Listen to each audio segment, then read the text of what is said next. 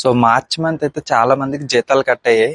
అదేంటి bro, central government employees మీకు జీతాలు కట్ అవడం ఏంటి అని మీరు అడగొచ్చు. ఈ వీడియోలో క్లియర్ గా చెప్తాను ఎంత కట్ అయింది, ఎందుకు కట్ అయింది అనేసి. వీడియో మొత్తం చూడండి, ఇంట్రెస్టింగ్ గా ఉంటది వీడియో. సో ఫస్ట్ మన అందరం గవర్నమెంట్ జాబ్ కి ఎందుకు ట్రై చేస్తాం? అదొక ప్రివిలేజ్, అదొక ప్రెస్టేజ్, అదొక సోషల్ గా మనకి చెప్పుకోవడానికి బాగుంటది అనే కదా. అంటే టైం టు టైం జీతాలు పడతాయి, పర్మనెంట్ జాబ్ అనేసే కదా. సో మన మైండ్ లో ఎలాంటి ఐడియా ఉంటది? ఒక గవర్నమెంట్ ఆస్పిరెంట్ గా మనం ప్రిపేర్ అయినప్పుడు, ఓకే ఇప్పుడు కష్టపడినా సరే నెక్స్ట్ టైం జాబ్ వచ్చాక మనకి టైం టు టైం శాలరీలు వస్తాయి. కరోనా వచ్చినా ఏమొచ్చినా ఎలాంటిది వచ్చినా సరే మనకి డబ్బులు పడతాయి, మన జీతం ఉంటది, మన జాబ్ ఎప్పుడు పర్మనెంట్ గానే ఉంటది అనే కదా మనం గవర్నమెంట్ జాబ్ ప్రిపేర్ అవుతాం. కానీ నేనేంటి శాలరీ కట్ చేశారు అని చెప్తున్నాను అనుకుంటున్నారా? సో మీ అందరికీ తెలుసు, మన ఛానల్లో రియాలిటీ డిస్కస్ చేస్తాం రైల్వే గురించి అని. అందులో ఒకటే ఈ వీడియో. మ్యాటర్ ఏంటంటే మీరు అనుకున్నది కొంచెం నిజమే, కానీ కొంచెం అబద్ధం. ఏంటి అంటే టైం టు టైం శాలరీలు వస్తాయి అన్నమాట నిజమే, కానీ మార్చ్ శాలరీ అది April 1 లేదా March 31 ఏదైతే క్రెడిట్ అవుద్దో అది 2-3 days లేట్ గా క్రెడిట్ అవుద్ది. ఎందుకంటే ఫైనాన్షియల్ ఇయర్ ఎండింగ్, సో ఇలా అలా అని చెప్పి కొంచెం లేట్ వేస్తారు. అది ముందే తెలుసు, ఎవ్రీ ఎంప్లాయీకి తెలుసు అనమాట ఎందుకు లేట్ గా పడుతుంది. సో అందరూ ప్రిపేర్ గానే ఉంటారు, ఈఎంఐలు అందరూ. అందుకే సో ఫస్ట్ సెకండ్ కాకుండా కొంచెం లేట్ గా పెట్టుకుంటారు. సో టైం టు టైం జీతాలు వస్తాయి, గవర్నమెంట్ జాబ్ పర్మనెంట్ జాబ్ అని అనుకోకండి. ఎందుకంటే ఇది టెంపరీ జాబ్, పర్మనెంట్ జాబ్ అయితే కాదు. లోకో పైలట్ అనేది అది ఈ వీడియోకి ఇర్రెలవెంట్.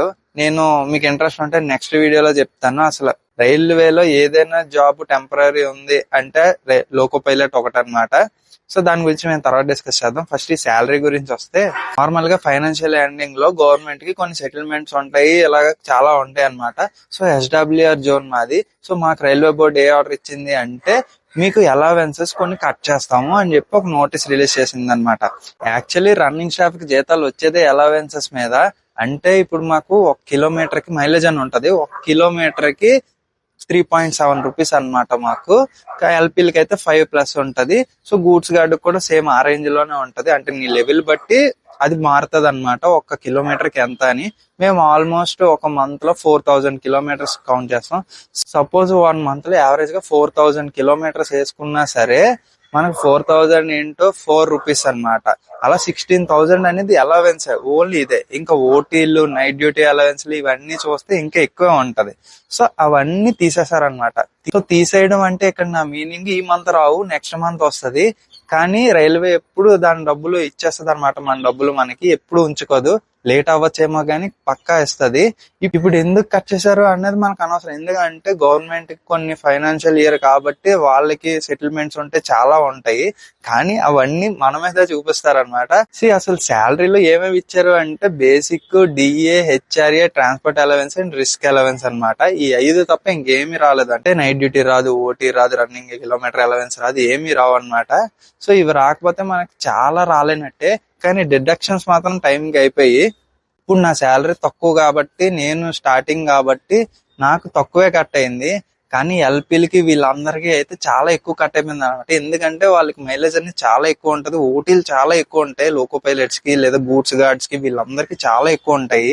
సో నార్మల్ గా మనకు తెలిసే ఉంటది, స్టేట్ లో ఏవైనా కొంచెం అన్సర్టనిటీ వస్తే పోలీస్ వాళ్ళ జీతాలన్నీ కొన్ని కట్ చేస్తారు, తర్వాత వేస్తారు కానీ ఎప్పుడుకో వేస్తారు. సో అలాగనమాట. రైల్వేలో కొంచెం మనీ ఇష్యూ ఏమైనా వచ్చినా సరే రన్నింగ్ అలవెన్సెస్ వీటిని తగ్గించడానికి ట్రై చేస్తారు. ఎందుకంటే అందరికన్నా కంపేర్ చేస్తే రన్నింగ్ స్టాఫ్ కి ఎక్కువ జీతాలు ఉంటాయి అండ్ అలవెన్స్లు ఎక్కువ ఉంటాయి. సో అవే కట్ చేస్తారనమాట. సో దీని మీద మీ ఒపీనియన్ చెప్పండి. వీళ్ళకి ఎక్కువ జీతం ఉంటది, వీళ్ళకి కట్ చేసేయడం కరెక్టే అనుకోవడం కరెక్టే అంటారా, లేదా అందరికి కొంచెం కొంచెం కట్ చేయడం కరెక్ట్ అంటారా? సో అది కమెంట్ చేయండి. అండ్ నెక్స్ట్ మెయిన్ ప్రాబ్లం ఏంటి అంటే, చాలా మందికి ఈఎంఐలు అంటే ఇవ్వంటారు. నాకే ఉంది ఈఎంఐ, నా శాలరీలో హాఫ్ ఈఎంఐ కట్ అయిపోతుంది. సో అలాంటిది ఇంకా ఎల్పీలు, సీనియర్ ఎల్పీలు, ఇల్లులు కొనుక్కున్న వాళ్ళు, వీళ్ళందరూ హోమ్ లోన్స్ ఉన్న వాళ్ళు, వీళ్ళందరూ అలవెన్స్ మీద డిపెండ్ అయ్యారనమాట. సో అలాంటిది ఒకేసారి పడగానే మొత్తం గ్రూప్స్ లో అన్నిటిలోనే అదే డిస్కషన్ అవుతుంది.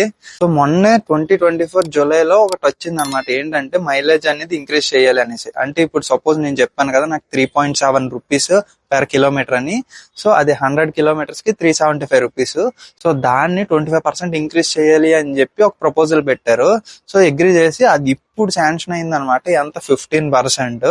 అంటే అది ఇప్పుడు మాకు 4.3 అంటే 430 రూపీస్ అనమాట per 100 kilometers కి. మీరే క్యాల్కులేట్ చేసుకోండి, మీరు ప్రిపరేషన్ లో ఉన్నారు కాబట్టి, యాప్టిట్యూడ్ ఇవన్నీ తెలుసు కాబట్టి మీరు క్యాల్కులేట్ చేసుకోండి ఎంత అవుతుంది మంత్లీ ఇవన్నీ అనేసి.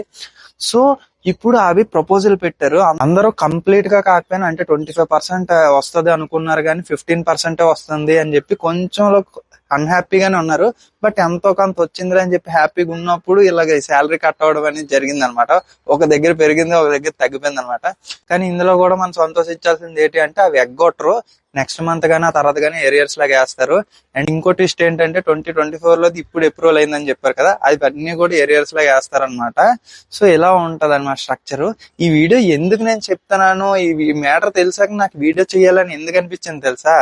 మీలో చాలా మందికి ఉంటది కదా ఊహ, ఓకే గవర్నమెంట్ జాబ్ వస్తే నాకు టైం టు టైం శాలరీ వచ్చేస్తుంది, ఇలా వచ్చేస్తుంది, అలా వచ్చేస్తుంది అనేది.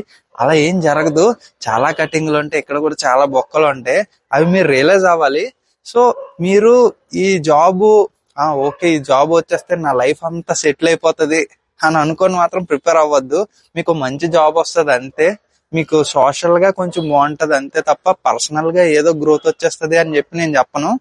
సోషల్ గా అంటే మీ సొసైటీలో మీకు ఒక ప్రైడ్ వస్తుంది, ఆ రెస్పెక్ట్ మారుతుంది, ఆ వాల్యూ చేంజ్ అవుతుంది. సో దాన్ని మైండ్ లో పెట్టుకొని ప్రిపేర్ అవ్వండి తప్ప ఈ జీతాలు వచ్చేస్తే టైంకి వచ్చేస్తే అనే అపోహలు పెట్టుకోవద్దు. అంతే ఈ వీడియోకి. ఇది ఒక చిన్న ఇన్ఫర్మేటివ్ వీడియో, రియాలిటీ డిస్కస్ చేద్దామని చెప్పి చేశాను అనమాట. ఇలాంటి కంటెంట్ మీరు జనరల్ గా రైల్వే వీడియోస్ లో ఎవరు చూడరు, అందరూ జాబులు కొట్టేయండి ఈ కొట్టేయండి అని చెప్తారు కానీ ఇలాంటివి ఎవరో చెప్పరు అనమాట. ఇలాంటి బొక్కలు ఉంటాయి కొన్ని. సో అవి కూడా డిస్కస్ చేద్దాం మధ్య మధ్యలోని. సబ్స్క్రైబ్ చేసుకొని పెట్టుకోండి. కొత్తగా వచ్చావా, ప్రిపేర్ అవుతున్నావా అయితే బుక్స్ లింక్స్ అన్ని కింద డిస్క్రిప్షన్ లో ఇచ్చాను, నీకు యూజ్ అవుతాయి, తీసుకో. అదే ఓస్వాల్ బుక్స్ అయితే మనకు 10% కూపన్ కూడా ఉంటది. మనం 10 ఎంటర్ చేస్తే ఫ్లాట్ డిస్కౌంట్. చెక్ చేయు. టెలిగ్రామ్ వాట్సాప్ ఛానల్ లో జాయిన్ అయిపో. ఇన్స్టాగ్రామ్ ఐడి ఇస్తాను, నాతో మాట్లాడాలంటే అక్కడికి రా, లేట్ అయినా సరే రిప్లై వస్తుంది. ఛానల్ సబ్స్క్రైబ్ చేసుకో, పేరు గుర్తుంది కదా, మనోజ్ జర్నీ. పో, సైనింగ్ ఆఫ్.